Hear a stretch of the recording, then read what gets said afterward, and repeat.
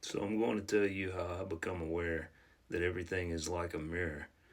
So it's kind of like when a dog looks in the mirror and he sees himself, but really he doesn't know himself because he barks at it and he goes against it. Well, like when a dog hears the thunder and he hides underneath the desk or table or something from the thunder because he doesn't know what it is.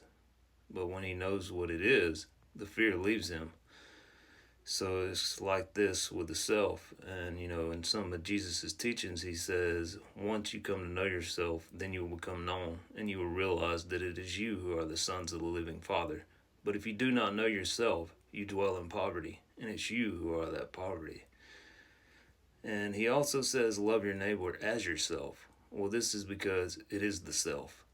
So everything on the outside of you is just a reflection of your own being, and it is reflecting back many things about the self.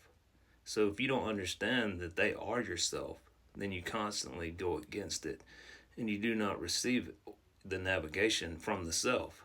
So in order to navigate the self, once you become aware of it, you have to use unconditional love.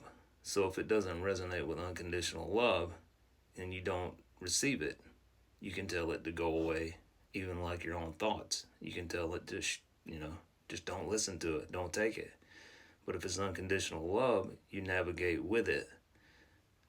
And to understand this and how you are multidimensional, you can look at your own body. Because in the brain, you have trillions of neurons firing and receiving chemical light signals all over the place. And they travel through the whole nervous system of your body, all the way to the tips of your toes, to the tips of your fingers, and on the inside of your body. These signals are actually making things happen like you're unaware of, like the inside of your organs, your liver, your kidneys, your heart beating. And, it's even though you're not aware of the fact that, it's doing this, it's still doing its job, it's still doing what it's intended to do. And really, your hand is moving without you even thinking about moving it. And the same goes for many operations on the inside. So it's the same on the outside.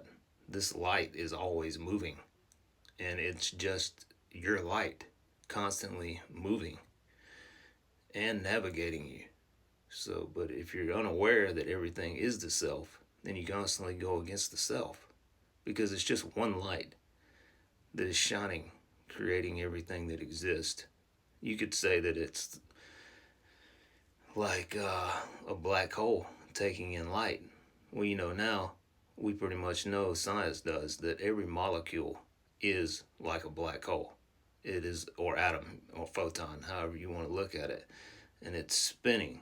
So, you have 55 trillion cells in the human body and 100 million molecules within inside each cell. So each molecule is the whole. So it's a fractal of light all the way on all scales. So that means that the whole being is present within each molecule.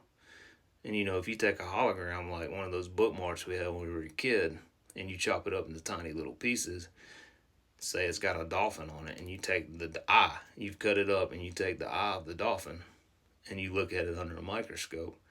Well, you think you're looking at the eye of the dolphin, but when you zoom in to the hologram, you realize that the whole is still there. You can see the whole image is within every single piece.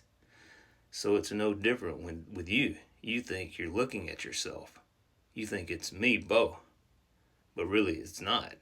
Really it's the whole.